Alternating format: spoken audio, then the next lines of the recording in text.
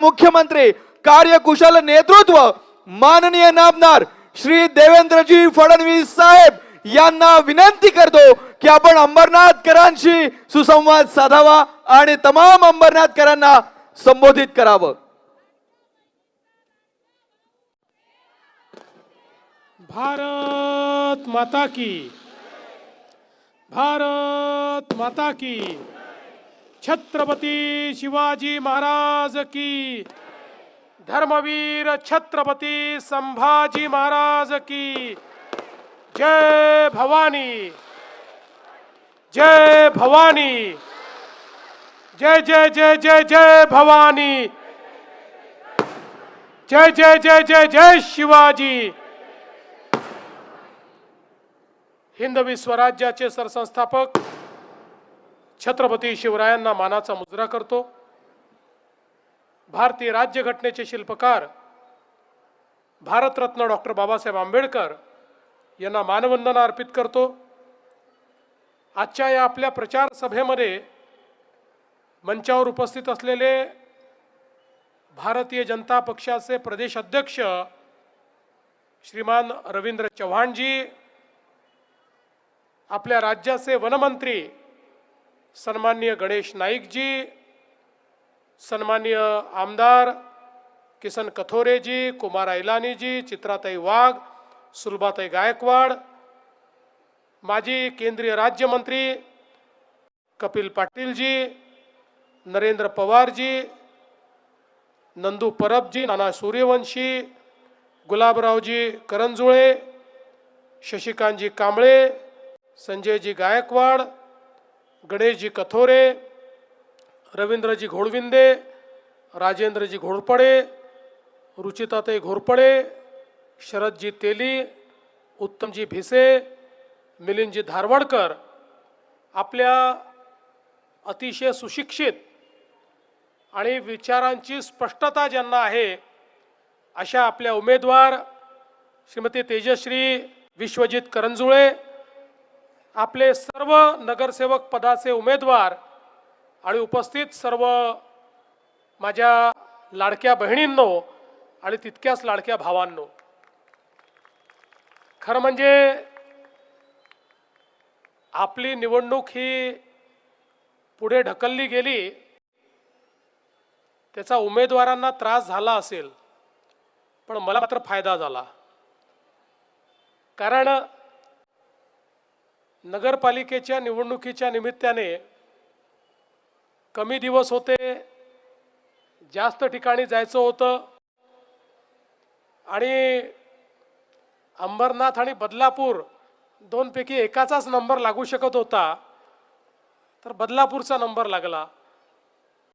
तिथली सभा माझी झाली, पण माझी मनापासून इच्छा होती की अंबरनाथला जाता आलं पाहिजे आणि अचानक निवडणूक पुढे ढकलली गेली आणि मला आपल्या सर्वांचं दर्शन घ्यायची संधी त्यामुळे लाभली आणि म्हणून मी आपल्या सर्वांना याच ठिकाणून नमस्कार करतो, आपल्या सर्वांचं दर्शन घेतो।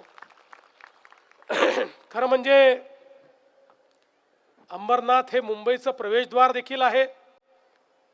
आपल्या मध्य रेल्वेची जीवन रेषा इथनं जाते आणि एकूणच एक अतिशय जुनं शहर म्हणून या शहराकडे पाहिलं जातं। विशेषतः भगवान भोलेनाथ, शिवशंकर शंभो यांचं जे शिवमंदिर आहे ती इथली खरी ओळख आहे आणि अतिशय प्राचीन अशा प्रकारच्या या शिवमंदिरामध्ये खरं म्हणजे या ठिकाणूनच मी त्या ठिकाणी माझा प्रणाम पोचवतो। आज मला अतिशय आनंद आहे की या निमित्ताने अंबरनाथला येण्याची संधी तर मिळालीच, पण त्यासोबत आपला भारतीय जनता पक्षाचा विकासाचा अजेंडा हा तुमच्यापर्यंत पोहोचवण्याची संधी देखील मला मिळाली। मी या निवडणुकीकडे तू मैने में म्हणून पाहत नाही, मी या निवडणुकीमध्ये कोणावर टीका करण्याकरता देखील आलो नाही, व्यक्ती नाही, पक्ष नाही. मी एक सकारात्मक मत मागण्याकरता आलो आहे. कारण तू मैमे त्यांना करावी लागते ज्यांच्याजवळ विकासाचा अजेंडा नसतो. तुम्हाला माहिती आहे, भारतीय जनता पक्षाजवळ विकासाचा अजेंडा आहे, करून दाखवलेला आहे आणि करायचं खूप आहे. आणि म्हणून खऱ्या अर्थानं या ठिकाणी आपल्यामध्ये मी आलो आहे. आणि मला या गोष्टीचा मनापासून आनंद आहे की अंबरनाथमध्ये भारतीय जनता पक्षाने नगराध्यक्ष पदाकरता तेजश्री ताईंसारखी एक युवा आणि अतिशय सुशिक्षित अशा प्रकारची उमेदवार दिली आहेत. त्या चार्टर्ड अकाउंटंट आहे, सगळा हिशोब ठेवतील आणि ज्यांचा हिशोब करायचा आहे त्यांचा हिशोब करतील देखील. आणि आता त्यांनीच सांगितलेलं आहे, पारदर्शी प्रामाणिकतेतून काम करण्याची त्यांची जी मानसिकता आहे, न खाऊंगी न खाणे दूंगी, अशा प्रकारच्या मानसिकतेतनं जर कोणी काम केलं तर त्या व्यक्तीला कधीच कोणी थांबवू शकत नाही आणि त्या शहरालाही विकासापासनं कोणी कधी थांबवू शकत नाही. आणि म्हणून मला असं वाटतं की अत्यंत महत्त्वाचं अशा प्रकारचं ह्या निवडणुकीच्या माध्यमातून आपल्याला काम करायचं आहे. खरं म्हणजे बंधू भगिनींनो, आपल्याला याची कल्पना आहे की आपल्या देशामध्ये जवळजवळ 60-70 वर्ष मोठ्या प्रमाणात एक मानसिकता होती. आणि ती मानसिकता अशी होती की भारत असेल, महाराष्ट्र असेल, हा छोट्या छोट्या गावांमध्ये राहतो. गावांचा विकास म्हणजे देशाचा विकास, गावाचा विकास म्हणजे राज्याचा विकास. यात काही चुकीचं नव्हतं. पण त्याच वेळी राज्यकर्त्यांना सातत्याने हा विसर पडला की महाराष्ट्रामध्ये शहरं देखील आहेत. शहरांमध्ये लोक राहतात, शहरांमधल्या लोकांच्याही काही गरजा आहेत. अन्न, वस्त्र, निवारा, शिक्षण, आरोग्य, रोजगार, पिण्याचं पाणी, घनकचऱ्याचं व्यवस्थापन, या सगळ्या ज्या गरजा आहेत, या गरजांचं नियोजन करणं ही राज्य सरकारची जबाबदारी आहे. याचा विचारच झाला नाही. परिणाम काय झाला बघा. मोठ्या प्रमाणात गेल्या 70-80 वर्षामध्ये शहरीकरण झालं. अंबरनाथ सारखं शहर जे छोटं शहर होतं, आज जरी नगरपालिका असली तरी आता महानगरपालिके एवढं मोठं हे शहर व्हायला लागलेलं आहे. अशा पद्धतीने मोठ्या प्रमाणात लोकसंख्या वाढत गेली. लोकसंख्या वाढल्यामुळे प्रश्न निर्माण झाले. कारण इतके लोक जर शहरात राहायला लागले तर पिण्याच्या पाण्याची आवश्यकता पडते. मग पाण्याची टंचाई निर्माण झाली. लोक राहायला आले तर घनकचरा मोठ्या प्रमाणात जमा व्हायला लागला. मग शहरांमध्ये आपण पाहतो अनेक ठिकाणी कचऱ्याचे ढीग दिसायला लागले. कचऱ्यावर कुठलाही त्या ठिकाणी प्रक्रिया होत नसल्यामुळे सगळीकडे वास, कचऱ्याचे ढीग, त्याच्यावर मच्छर, डास, अशा पद्धतीची परिस्थिती पाहायला मिळाली. शहर वाढत गेलं. जसं वाढलं तसं त्या ठिकाणी सगळं सांडपाणी काढण्याकरता, शौचाचं पाणी काढण्याकरता नाल्या तयार झाल्या. नाल्यांचं साम्राज्य आपल्याला पाहायला मिळालं. त्या नाल्यांमधनं वाहणारा तर घाण पाणी, त्याचा वास, त्यातनं होणारे डास, त्याच्यामुळे होणारं प्रदूषण, तेच पाणी कुठेतरी आपल्या जमिनीमध्ये जाऊन आपल्या जमिनीचं, आपल्या नदीचं, आपल्या नाल्यांचं, आपल्या ओढ्यांचं, आपल्या खाड्यांचं त्या ठिकाणी होणारं प्रदूषण, अशा पद्धतीनं हे संपूर्ण शहरी जीवन कुठेतरी प्रदूषणाकडे जायला लागलं. कारण कोणीच शहरांकडे लक्ष दिलं नाही. शहरात लोक राहतात, त्यांचं नियोजन केलं पाहिजे ही मानसिकताच नव्हती. पण मला सांगताना आनंद वाटतो की 2014ला ज्यावेळी देशामध्ये मोदीजींचं सरकार आलं, मोदीजींनी पहिल्यांदा ही गोष्ट एक्नॉलेज केली आणि सांगितलं की भारत हा जसा गावांमध्ये राहतो तसा भारत शहरांमध्येही राहतो. गावाचाही विकास करावा लागेल आणि शहरांचाही विकास करावा लागेल. आणि मोदीजींनी सांगितलं की देशाचा 65% GDP हा शहरांमध्ये तयार होतो. त्यामुळे शहरं ही विकासाचं इंजिन आहे. शहरामध्ये जर उत्तम व्यवस्था केली तर आपल्या शहरांमध्ये आपण परिवर्तनही घडवू शकतो, लोकांना चांगलं जीवनही देऊ शकतो आणि त्यासोबत मोठ्या प्रमाणात रोजगाराची निर्मिती करू शकतो. आणि म्हणून पहिल्यांदा मोदीजींनी वेगवेगळ्या योजना तयार केल्या. आज आपण पाहतोय प्रत्येक शहरामध्ये मोठ्या प्रमाणात झोपडपट्टी आपल्याला पाहायला मिळते.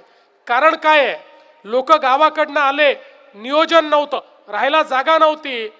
गरीब माणसाला जिथे जागा मिळाली तो राहायला लागला, अतिक्रमण झाली, झोपडपट्ट्या तयार झाल्या.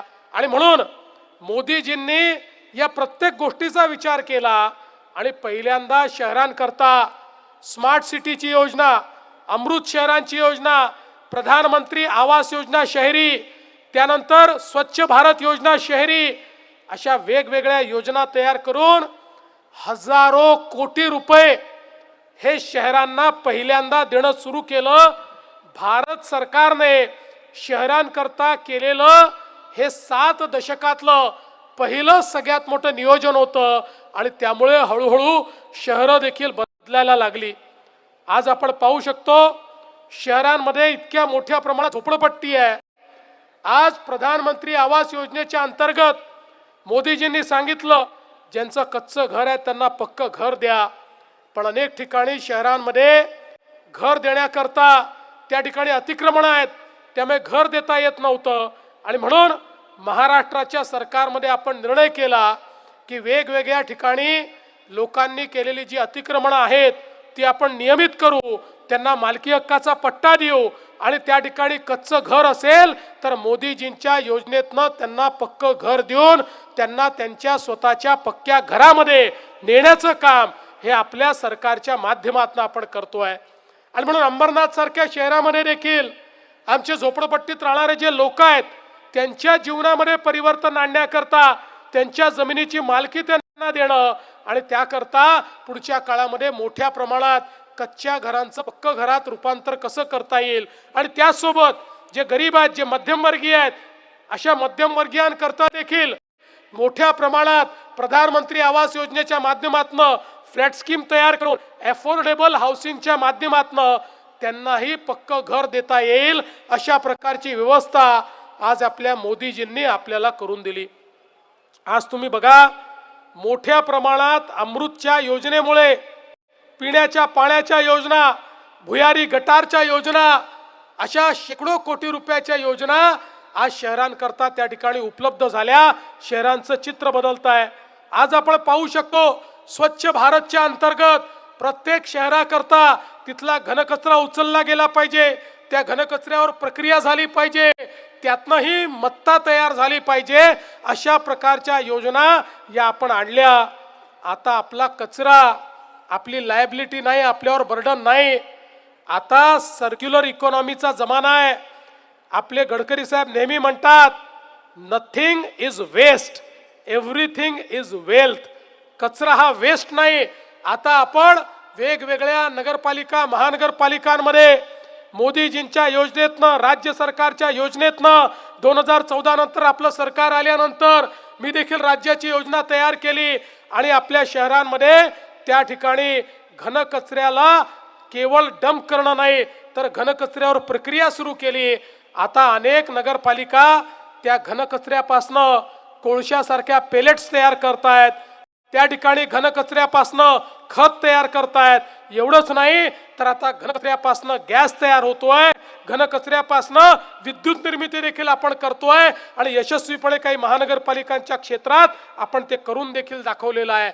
म्हणजे काल परवापर्यंत जो घनकचरा आपल्याला बर्डन वाटत होतं, आता तो घनकचरा मत्तेमध्ये, मालमत्तेमध्ये, वेल्थमध्ये परिवर्तित करण्याचं काम आपण करतोय.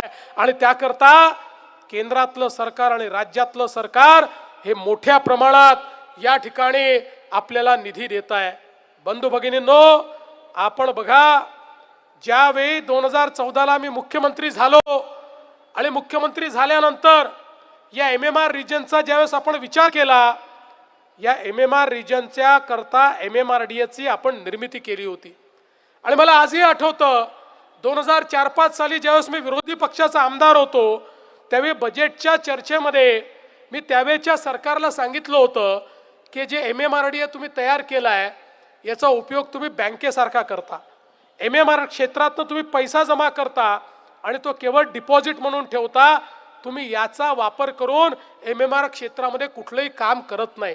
काही काम केलं तर मुंबईमध्येच करता, पण MMRचं इतकं मोठं क्षेत्र आहे त्या क्षेत्रात मात्र कुठली कामं होताना दिसत नाहीत. त्या काळामध्ये 500 कोटी रुपयाची डिपॉझिट्स होते आणि वर्षाला 50-60-100 कोटी रुपयाचं काम केवळ त्या ठिकाणी MMR रिजनमध्ये व्हायचं. आणि म्हणून मी त्यावेळेस जे मांडलं ते त्यावेळेच्या सरकारने केलं नाही, पण मुख्यमंत्री म्हणून ज्यावेळी माझ्याकडे ही जबाबदारी आली मी पहिल्यांदा MMRDAला सांगितलं तुम्ही बँक नाही आहे, तुमचं काम डिपॉझिट खाऊन व्याज खाण्याचं नाही आहे, तुम्हाला जबाबदारी दिली आहे जे पैसे तुम्ही जमा करता त्याच्यावर अजून कर्ज घ्या आणि MMR रिजनमध्ये मोठ्या प्रमाणात कामं तुम्ही केली पाहिजेत. आणि त्यानंतर पहिल्यांदा MMRच्या क्षेत्रामध्ये मोठ्या प्रमाणात निधी देणं आपण चालू केलं. अंबरनाथ असेल, बदलापूर असेल, या क्षेत्रामध्ये सिमेंट कॉन्क्रीटचे रोड असतील, या ठिकाणी पाण्याच्या पाईपलाईन असतील, या ठिकाणी गटारीच्या लाईन असतील, या ठिकाणी ट्रंक रोड्स असतील, या सगळ्या गोष्टींकरता मोठ्या प्रमाणात निधी देणं आपण सुरू केलं. आणि एवढंच नाही तर या संपूर्ण MMR क्षेत्राचा विचार करत मुंबईसहित संपूर्ण MMR क्षेत्रामध्ये त्या ठिकाणी खऱ्या अर्थानं मोबिलिटी हा सगळ्यात महत्त्वाचा प्रश्न होता. लोकांचा दळणवळणाचा प्रश्न सुटला पाहिजे आणि म्हणून 370 किलोमीटरची मेट्रोची लाईन ही आपण त्या काळामध्ये प्लॅन केली आणि MMRला सांगितलं आपण MMRDAला की सगळी लाईन तुम्हाला एक्झिक्यूट करायची आहे. MMRDAचे अधिकारी म्हणाले एवढा पैसा आणायचा कुठनं? मी म्हटलं तुम्ही काळजी करू नका, तुमच्याकडे खूप मत्ता आहे, तुम्हाला कर्ज मिळू शकतं, कर्ज उभारा आणि त्या कर्जाचं सर्व्हिसिंग देखील तुमच्या मत्तेतनं होऊ शकतं. आज मला सांगताना आनंद वाटतो त्याच MMRDA मधनं या MMR रिजन मध्ये 2 लाख कोटी रुपयाची कामं आज आपण सुरू केलेली आहेत आणि मोठ्या प्रमाणात मेट्रोचं नेटवर्क हे देखील आपण या ठिकाणी करतो. आणि आपल्याला माहिती आहे की या मेट्रोच्या नेटवर्कच्या माध्यमातून आज आपल्या अंबरनाथ असेल, बदलापूर असेल, या ठिकाणी मेट्रो 5 असेल, मेट्रो 12 असेल, मेट्रो 14 असेल, याचं नेटवर्क आता येत्या काळामध्ये पोहोचणार आहे. आणि विशेषतः मेट्रो 14चा तर मोठा फायदा आपल्या अंबरनाथला होणार आहे, कारण कांजूर पासून अंबरनाथ पर्यंत ही 14 नंबरची मेट्रो होणार आहे. आणि अंबरनाथ वासियांनो तुम्हाला मी सांगू इच्छितो पुढच्या 4 महिन्यामध्ये या मेट्रो 14चं काम हे सुरू करण्याचा मी निर्णय केलेला आहे. त्यामुळे मेट्रो 5 आणि मेट्रो 12 तर आहेच, पण तुमची स्वतःची हक्काची जी मेट्रो आहे ती देखील तुम्हाला त्या ठिकाणी देण्याचं काम आपण करणार आहोत.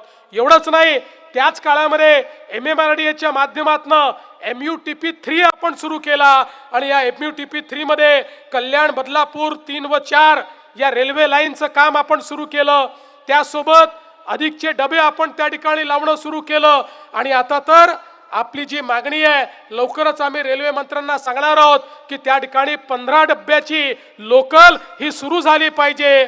आणि आपल्याला माहिती आहे की बदलापूर, कर्जत 3 आणि 4 लाईन ज्याला आत्ताच आपण मान्यता दिली त्याचंही काम वेगाने आपल्याला करायचं आहे. आणि या माध्यमातनं दर 10 मिनिटांनी आपल्याला गाडी मिळालीच पाहिजे, ती चांगली मिळाली पाहिजे, ती फास्ट मिळाली पाहिजे. अशा दृष्टीनं आपण हे इंटिग्रेशन करायचा प्रयत्न करतो. मला एक गोष्ट अजून तुम्हाला सांगितली पाहिजे. एकीकडे MMR रिजन मध्ये मेट्रो येते. काही लोक म्हणायचे मेट्रोचे डबे तर फार सुंदर आहेत, मेट्रोमध्ये लोक प्रवास करतात तर फोटो काढून काढून टाकतात, पण आमची जी खरी जीवनवाहिनी आहे, आमची जी सबअर्बन रेल्वे, आमची जी लोकलची ट्रेन आहे त्याच्या डब्यामध्ये मात्र प्रत्येकाला जीव गुदमरत त्या ठिकाणी प्रवास करावा लागतो. आणि आपल्या अंबरनाथ, बदलापूर वासियांना त्याची कल्पना आहे.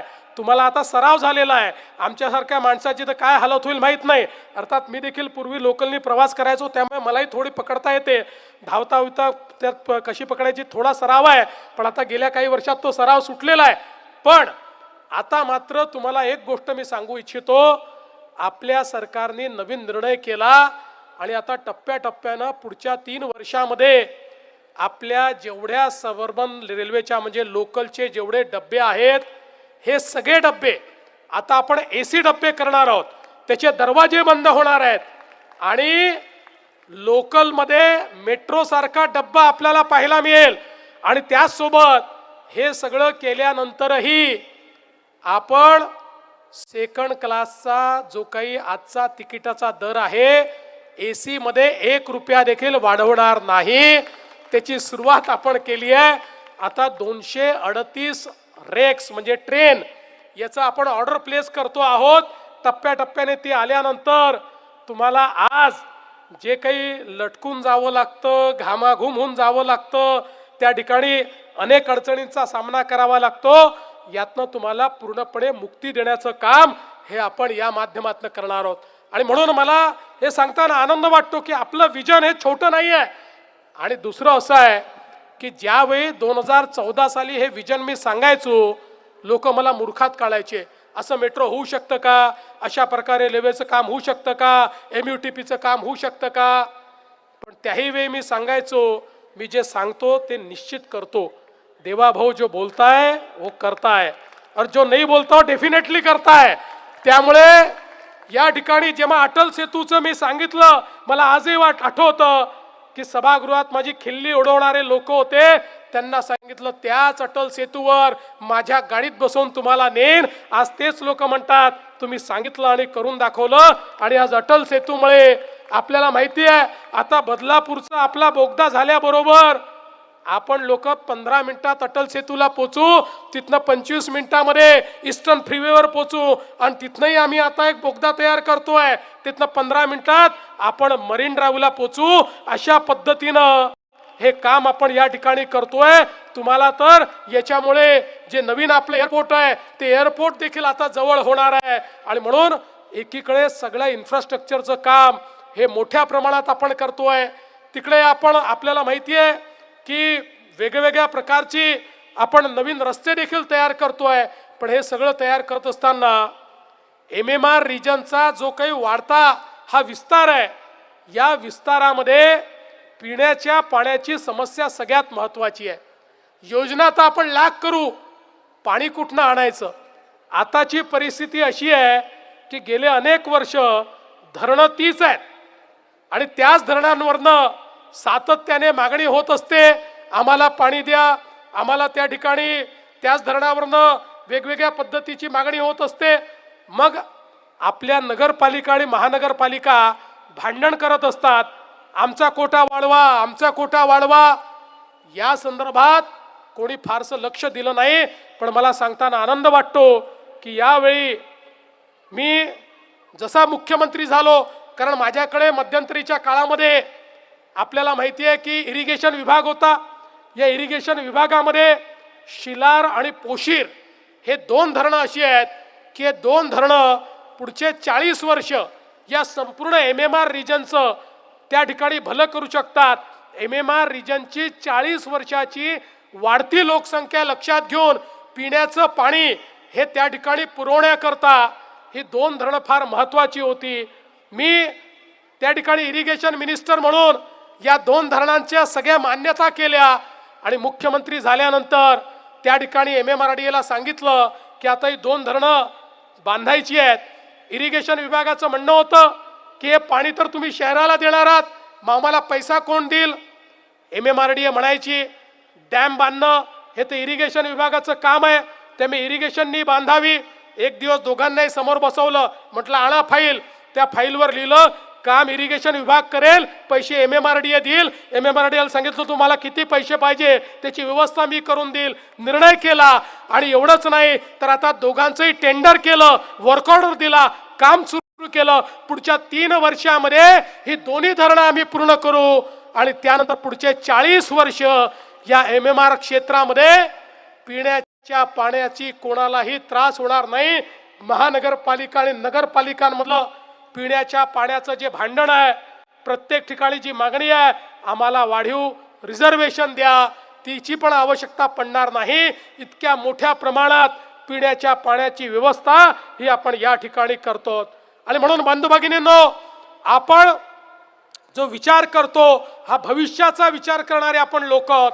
आपण काही आज उद्याचा विचार करणारे लोक नाही आहोत. आपण केवळ निवडणुका आल्या की बाता मारायच्या हे करणारे लोक नाही आहोत.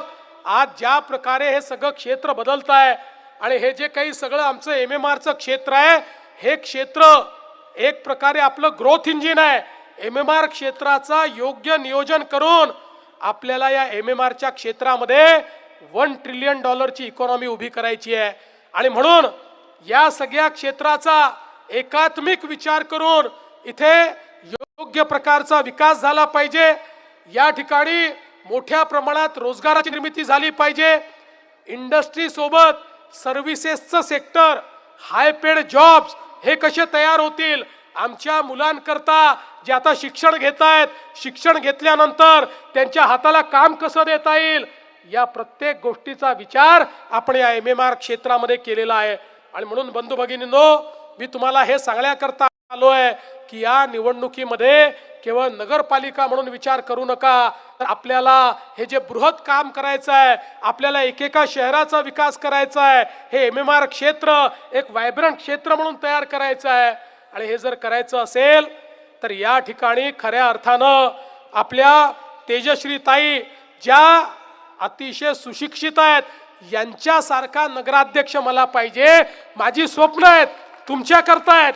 ती काही माझी स्वप्न नाही आहेत, तुमची स्वप्न आहेत. ती पूर्ण करण्याकरता मी मुख्यमंत्री आहे. पण त्याच वेळी इथेही जर तेजश्री ताईंसारखा एक असा उमेदवार की ज्याला स्वप्न कशी पाहिजे कळतात, ती पूर्ण कशी करायची ही समजतात, तशा पद्धतीचं त्या ठिकाणी ट्रेनिंग आहे, अशा पद्धतीचा जर नगराध्यक्ष मिळाला तर निश्चितपणे एक मोठं परिवर्तन आपण करू शकतो.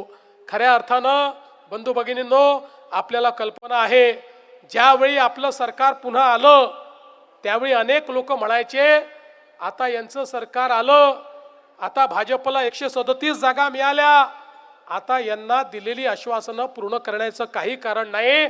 आता हे भाजपवाले पहिलं काम करणार, लाडकी बहीण योजना बंद करणार. 1 वर्ष होऊन गेलं, लाडक्या बहिणींनो योजना बंद झाली नाही. आणि जोपर्यंत देवाभाऊ आहे, लाडकी बहीण योजना सुरूच राहील, ती बंद होणार नाही. पण तेजश्री ताई, तुम्हाला माझी विनंती आहे, ही जनता तुम्हाला निवडून देणार आहे.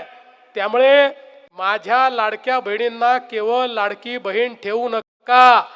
माझ्या लाडक्या बहिणींना आता लखपती दीदी बनवा. आता मोदीजींनी लखपती दीदीचा कार्यक्रम दिलाय आणि आपण या 2 वर्षामध्ये 50 लाख बहिणींना लखपती दीदी केलाय. आता 1 कोटी बहिणी करणार आहोत.